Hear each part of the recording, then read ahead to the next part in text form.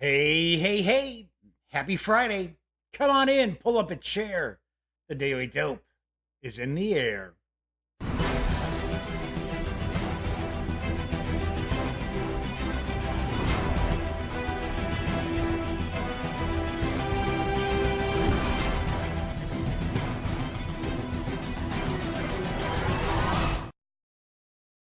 Howdy, howdy, howdy, gang. Yes, I'm Jeff McAleer, back once again as your host here at The Daily Dope, presented by thegaminggang.com, of which I happen to be the founder and editor in chief. So, welcome aboard. It is a Friday night, TGIF, I suppose. It is Friday, October 11th, 2019.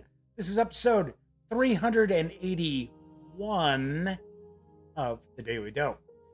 If this is the first time you've checked out the show, or maybe you're watching live, maybe you're watching on Memorex, this is a very, very casual stream.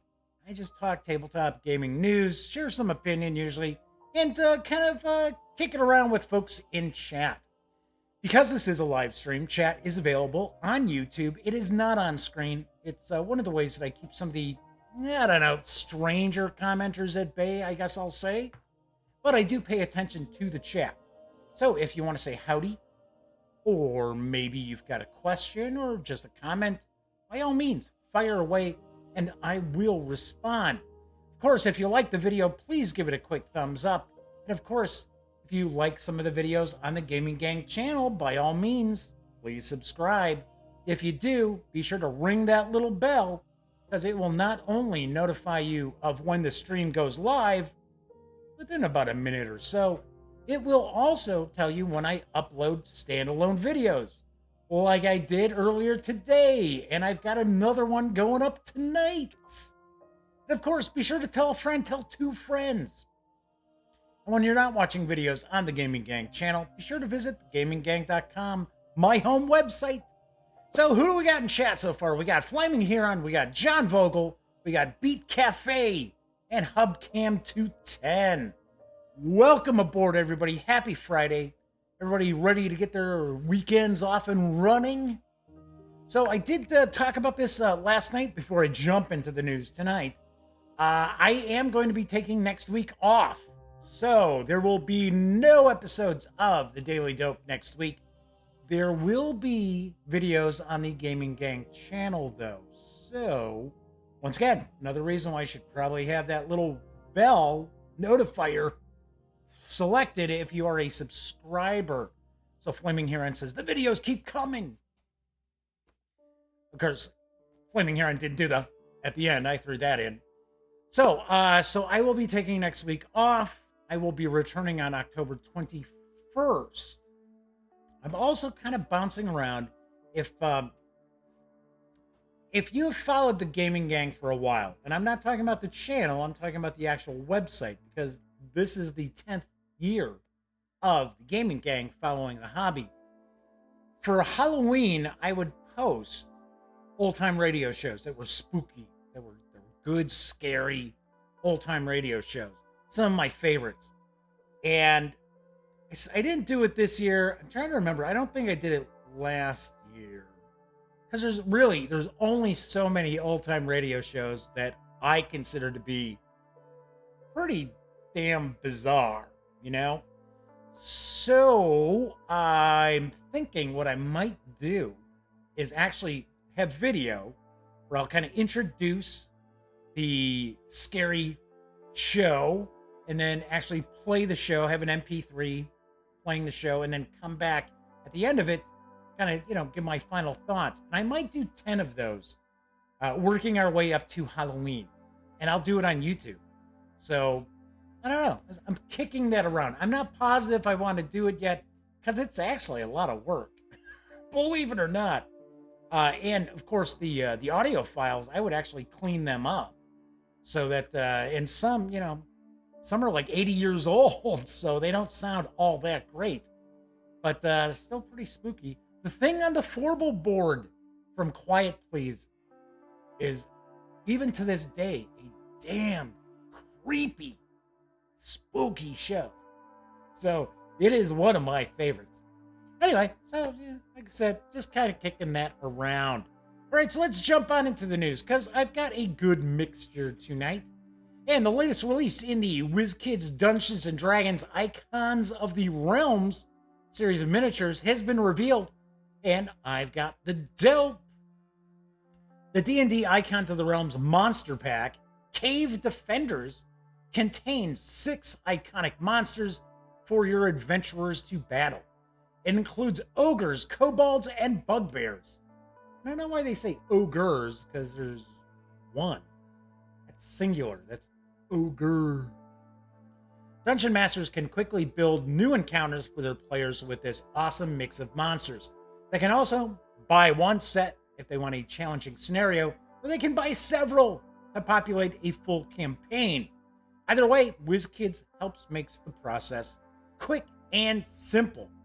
Of course, you can pick them up if you want to, if you're playing miniatures, for crying out loud. Come on. I love the ogre. I think the ogre looks really cool. Although I have to admit, it'd be nice if WizKids would kind of release these images sort of in scale, because the kobolds are like some of the biggest images, and they are the smallest figures out of the bunch. Anyway, these figures do come pre-painted, and they are pre-assembled. Of course, there is clear packaging, so it makes it easy for you to know exactly what you're getting. You're getting these 6 monsters. The D&D Icons of the Realms Monster Pack Cave Defenders will arrive in January. It will carry an MSRP of $24.95. Sweet, very cool. Bugbears look pretty cool. Like I said, that ogre looks really, really nice. So Viper Dave has popped into chat. Viper Dave is at Denny's getting a Grand Slam. Sounds like a plan. Are you hanging out on the Wi-Fi over at Denny's? I have to admit, when we were at San Diego Comic-Con, for a second I kind of zoned there. When we were at San Diego Comic-Con last year, we stayed at a hotel that was not in Hotel Circle, and it was not downtown. It was kind of in the heart of the city. It was actually really cool. It was really, really nice. And there was a Denny's down the street, and I had not been to a Denny's probably about 3-4 years. And I was very pleasantly surprised by some of the changes on the menu. And the food was good. So, Denny's used to be this poo-poo, you just go to Denny's when you're done bar hopping at night. And it's like, nah, doesn't matter. I just need food. Denny's is pretty good. I got to enjoy your Grand Slam, Viper Dave. In fact, Viper Dave needs to tell us what kind of Grand Slam he's getting. Grand Slam Slugger is the one I used to get. I don't know if they still have that or not.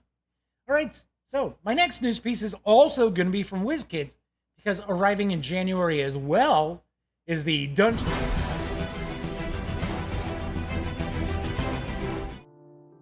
Oops. So busy talking, yapping away.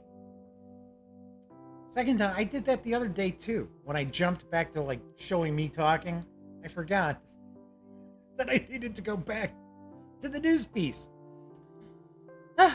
Hey, that's what happens. It's a live show. Anyway, in January from WizKids, we are going to see the Dungeons and Dragons Nolzur's Marvelous Miniatures, the Falling Star Sailing Ship. There we go. This fantastic, customizable, unpainted miniature, which I am sharing a painted miniature, actually, is of colossal stature and tremendous detail. It stands a whopping 17.2 inches tall, 33 inches long, and 6.4 inches wide, 12.6 inches wide at the masts, and has a myriad of features. This feature-rich ship includes multiple standalone deck tiles, allowing players to fight on the deck or in the dark underbelly of the ship, ladders and stairs, miniature bases that can seat in, magnetized removable masts, and even functional hatches on the sides of the ships for you to fire upon your enemies. I do have to point out that the hatches do not fire upon enemies. Cannon does. Additionally, the deck tiles are reversible with or without grid lines to allow for whichever way you play or wish to display this premium showpiece. Keeping in mind, this is the same exact miniature, unpainted, as opposed to the one I am showing right here, because as of right now, WizKids is not sharing an unpainted image of this ship. Perfect for aquatic adventures, one-shot side quests, or even taking on the godlike Kraken. Unleash the Kraken. The D&D Nolzur's Marvelous Miniatures, the Falling Star Sailing Ship, is sure to bring marvelous excitement to your tabletop and will carry an MSRP of $149.95 when it sets sail in January. The painted edition, the painted version that I'm showing now, came out recently and it carried an MSRP of like $250. So the unpainted version of this is going to be available in January for $100 less. So $149.95 or 99. I'm pretty sure it's 95. So Viper Dave says 2 pancakes, 2 eggs, 2 bacon, 2 sausage, and hash browns, $5.99 plus some toast. Oh my God, $5.99 for that? Sweet. And William McGinnis has popped in a chat. So has Jorge Rodriguez. Happy Friday, guys. Moving right along. Abomination, the Heir of Frankenstein, is now available from Plaid Hat Games. And here's the dope. Taking place 20 years after the events in Mary Shelley's classic novel, Abomination, the Heir of Frankenstein, is a game of competitive monster creation for 2 to 4 players. Each player takes on the role of a scientist racing to construct a viable living being to satisfy the mad obsession of their mysterious benefactor, who obviously is going to be Frankenstein's monster. It's got to be. Come on, right? Let's get real. Strategic placement of assistants across the city of Paris allows you to research scientific findings, charge your Leiden jars, and scavenge the local cemeteries and morgues for material, you know what that is, needed to perfect your craft. Once a player succeeds in bringing their creature to life, or after 12 rounds have elapsed, the game ends and the player with the most victory points fulfills Frankenstein's dark legacy for good or ill. This is a strategic worker placement game which allows you to gain materials, knowledge, and the money needed to reach your goal. You can upgrade your stats to earn victory points and build advanced body parts. Manage your resources properly or they will spoil and earn less victory points. You can also hire scoundrels from the docks to do your dirty work. Oh, a la, say, Boris Karloff and Bela Lugosi in Body Snatchers? Choose whether or not to help Captain Walton fulfill his oath to Dr. Frankenstein. Abomination Heir of Frankenstein is for 2 to 4 players, ages 13 and up. Plays in 90 minutes to 3 hours, which I'm going to take a guess is going to be determined, I should say, by the number of players at the table. This does carry an MSRP of $59.95. I shared this news piece before when this was on the horizon. This does look pretty interesting. This looks like this could be pretty cool. You've got a variety of mad scientists at the table, all competing to be the first to bring a creature to life. I'm taking a wild stab in the dark. Your secret benefactor is the Frankenstein monster, and he's probably looking for companionship. So that's my stab in the dark. But I don't know. Kabuki Kid is in chat too. We got loads of folks hanging out in chat. One thing I have to admit about this Abomination, we're showing this image right now with the event items. And then there's like a meeple there. And I'm taking a guess that meeple is supposed to be the mysterious benefactor, which I keep telling you is gotta be the Frankenstein monster. And I have to laugh because either Frankenstein's monster is wearing a tricord hat or he's got a Mo Howard haircut. It's like, I'm hoping that it's actually the former and not the latter. So, William McInnes says, body parts sounds like breakfast at Denny's. Yikes. There's that little meeple again. One of the aspects of living in Chicago that I miss is just the mom and pop restaurants that were all over the place. I used to live over by Milwaukee and Montrose, which is in the heart of the city. It's actually a Polish neighborhood. And there was a great Italian restaurant that was just fabulous on the corner. I had, of course, sort of Polish delis all over the place. Bars like on every block for you to go, have nice cold adult beverage.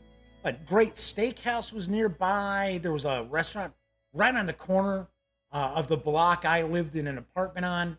And I used to go there for breakfast, go for lunch, go for dinner. And it was one of those kind of mom and pop kind of places where they'd have like their daily specials. I love places like that. One of the things about living out in the suburbs here is a lot of stuff is kind of franchise, so not as exciting. So, Kabuki Kid's talking about, I will be with you on your wedding night. Yes, from the novel. Who knows what the monster's name was? Is Kabuki Kid's asking. Everybody in chat. Chime in. Chime in. So, Flaming Heron says, okay, now I don't know if I want to get drunk more or go and get something to eat at the moment. Completely up to you, Flaming Heron. About 15 minutes left to the show. Thereabouts. We're about halfway through the news. So, anyway, moving right along. Let's head on into our next news piece. There is a family game. I shouldn't say family. I should say party game, because it's not for families. Party game on the horizon from Cyanide and Happiness, as well as Skybound Games. They're teaming up once again, because I believe they teamed up for another game previously. And I've got the dope on Trial by Trolley. In Trial by Trolley, one player acts as the trolley operator and must choose where to send a murderous, out-of-control trolley.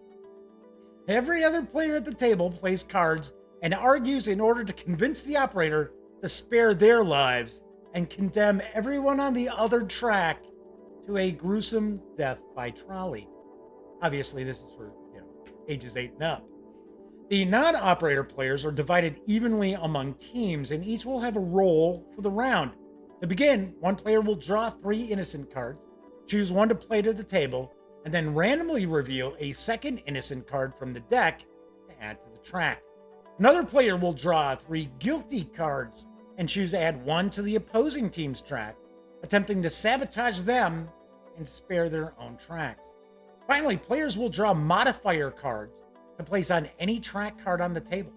They can play on their own tracks to sway the judge, or they may play on their opponents to further sway the judge into murdering their opponent's track.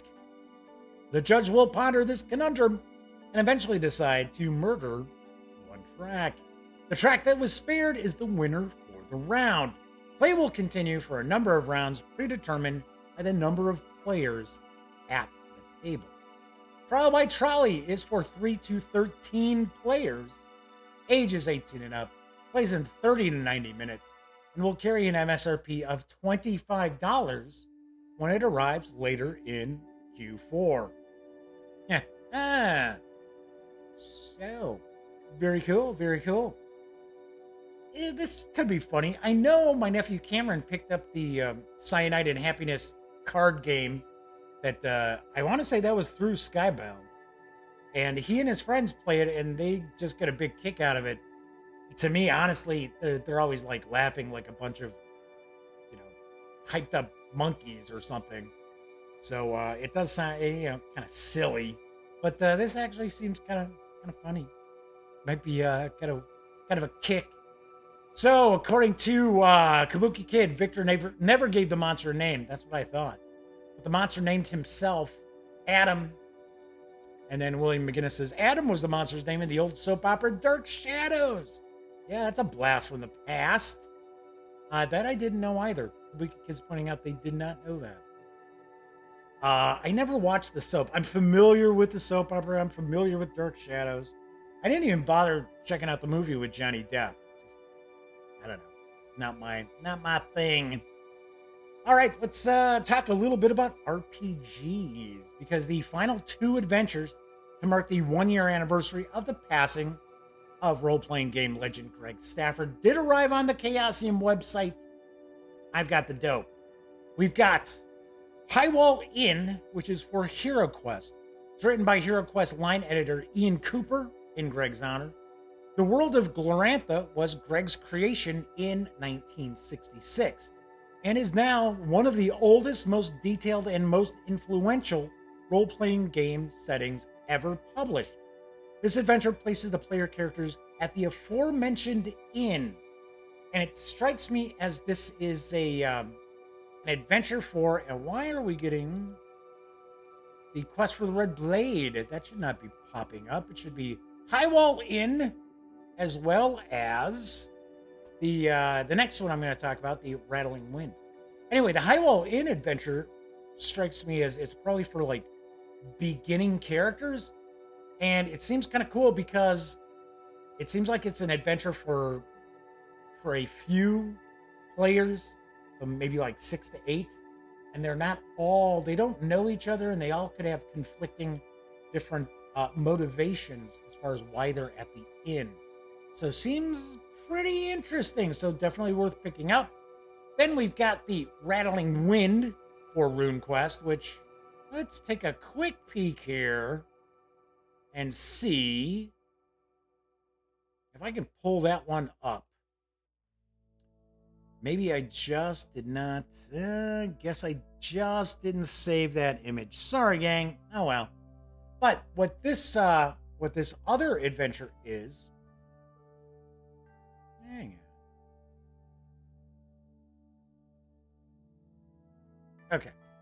All right. So the Rattling Wind, which is for RuneQuest, which is, of course, one of Greg Stafford's big babies, right? RuneQuest and King Arthur Pendragon. This is for,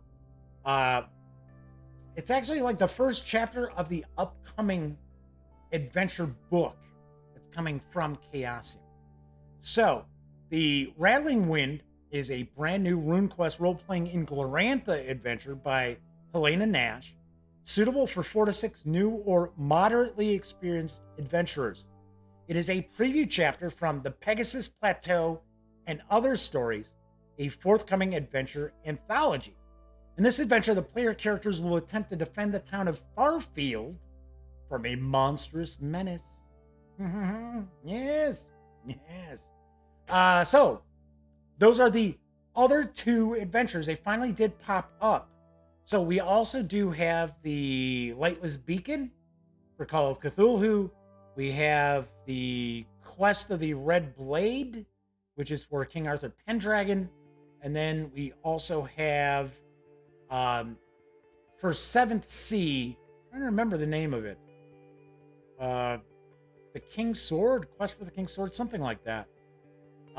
So Flaming Heron says, yeah, these were weird to find on their website, considering they were posted on their blog posts. Flaming Heron got them, and it took a little time to find out where they were. Yeah, that was the thing that I had noticed yesterday, too, because when I went live with the show last night, the RuneQuest and HeroQuest adventures were not posted as blog posts yet. So we had the other 3 adventures, which I talked about yesterday. Those were available for download, and yes, as blog posts. They are not, if you say, like, click on RuneQuest at the Chaosium site, and you look at RuneQuest PDFs, it's not there, right? You had to go and check out the blog, which I agree with Flaming Heron. I thought that was kind of strange. But I did notice earlier today, this morning, that all 5 were available, and they all vary in length. The shortest one, which is the 7th Sea adventure, is like 11 pages.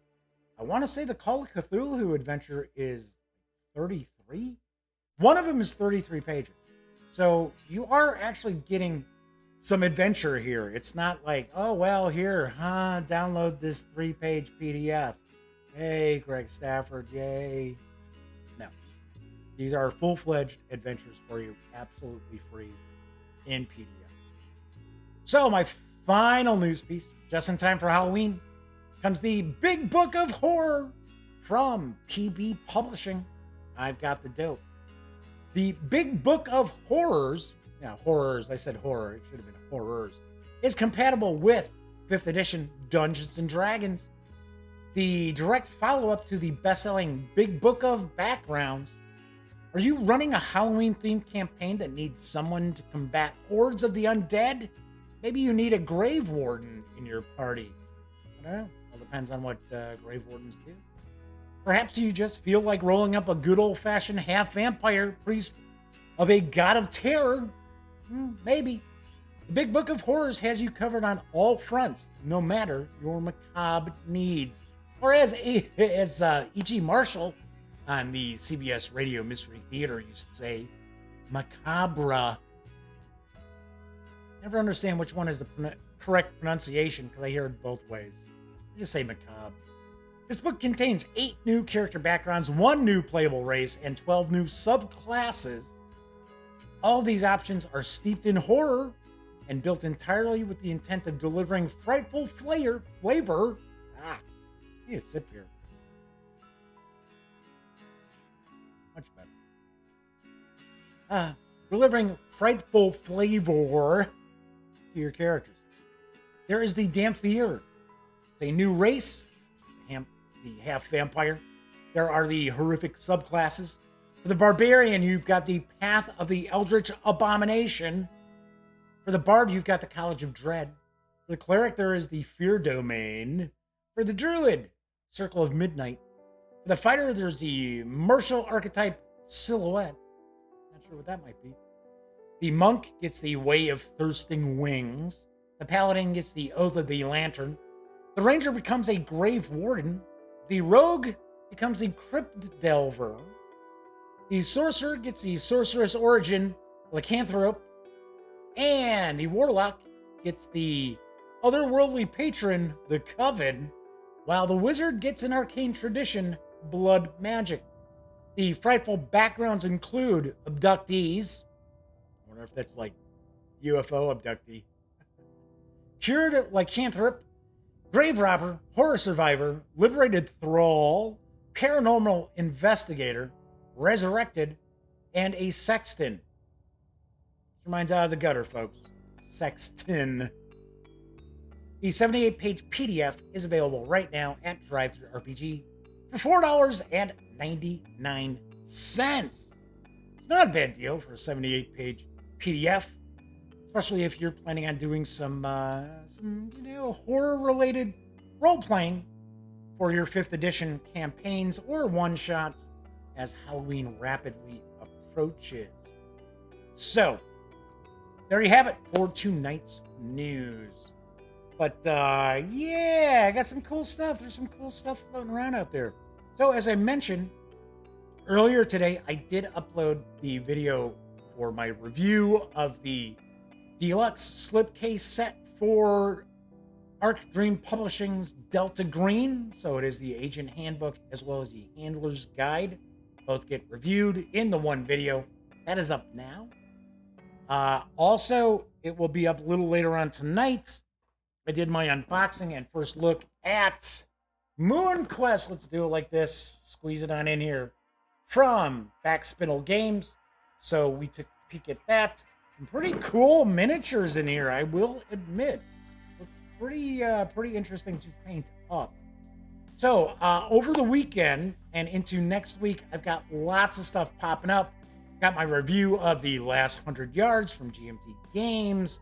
I've got a first look at the Thieves' Den and its expansion, Fortune Favors the Bold.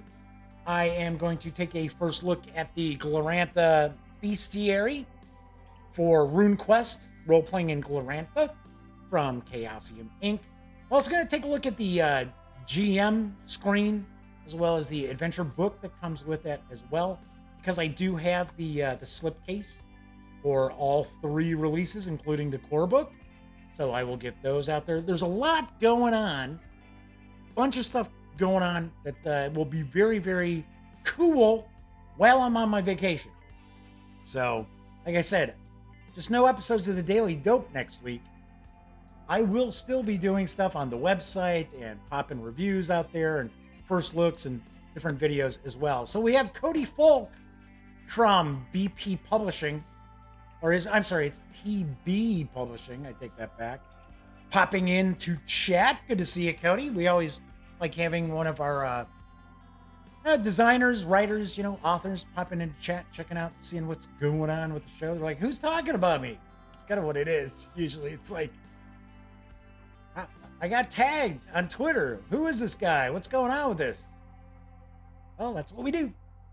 So that is pretty much it for tonight's show. Do want to also mention, as I like to point out, the Gaming Gang and thus the Daily Dope, pretty much not-for-profit endeavors. So if you like the site, if you like the channel, if you like my videos, by all means, please consider making a small donation to Lil Bub's Big Fund and the American Society for the Prevention of Cruelty to Animals. Lil Bub's Big Fund does provide grant monies to organizations around the United States who care for special needs pets as they await adoption. These animals could be a little long in the tooth, like yours truly, or they could be blind or deaf, have mobility issues, possibly require medications daily. Regardless, these animals do deserve a loving home, and as someone who has adopted shelter pets for decades, I can tell you, they will repay any love you give them 1,000-fold. So, if you like, as I mentioned, if you like the site, the show, what I do, please consider making a small donation. If you do, by all means, please shoot me an email. My email address is right down there in the corner. It's jeffmcaleer@thegaminggang.com. And if you would like, I'll be more than happy to give you a shout out on the following show. One last thing I do want to point out, I mentioned this on last night's show. I'm going to mention this again. If you are a PC gamer like myself, even though I really don't cover video games too often, you do want to grab Surviving Mars from Paradox Entertainment absolutely free over at the Epic Games store. There's no strings attached. It is absolutely free. All you got to do is sign up for an Epic Games account, download their little software launcher, just like Steam has, and you can score Surviving Mars absolutely free. Every Thursday, Epic Games has a new freebie, at least one freebie. Sometimes they do two or more. So, Surviving Mars is pretty cool. I started messing around with it myself, and of course, my colony. It's like Jeff's running the colony. It's pretty much a death sentence for anybody there. Yeah, it's just how I work it. All right, so that is it for tonight's show. As I mentioned, I will be back October 21st, which is Monday, the usual time, 7 o'clock. But be sure to keep your eyes peeled or make sure you ring that little bell with your subscription, because there are plenty of videos that are going to be popping up.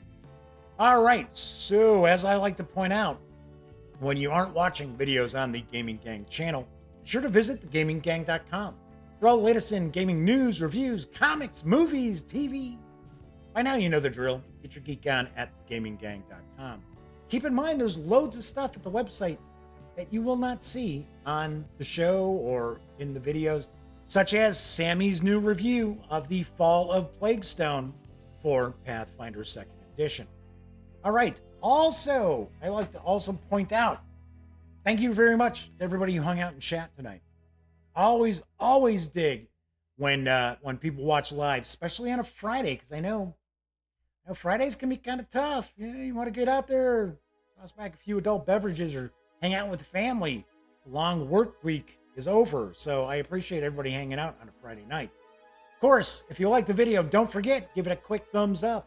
And of course, if you have not subscribed, by all means, please do. Ring that bell. It notifies you when I upload new videos, as well as informs you when the stream does go live. All right, so thank you very much. Hubcam210 is telling me to enjoy my vacation. Flaming Huron saying have a good week off. Try not to enjoy myself too much. I'll still be working. I'm just taking a break from the nightly shows. That's it. I'm still working on stuff. I'm not just going to be sitting around doing nothing. So everybody enjoy your Friday night. As I mentioned, I will be back October 21st, 7 p.m. Central. So until then, happy trails. Doobity-bity-bity-boo-boo. Zoobity-bity-bity-boo. Zabba-dabba-dabba-dabba-bum. Zibbit. Whoa, hey. I didn't realize that you were still here. Well, if that's the case, then allow me to share the following information with you that I only have 20 seconds to do. So let's all take a deep breath. So, if you would like to subscribe to the Gaming Gang channel, please click right here. If you want to check out the latest episode of the Daily Dope, click right here. And if you'd like to check out a randomly selected standalone video, by all means, click right here. Once again, I'm Jeff McAleer, and thanks for watching.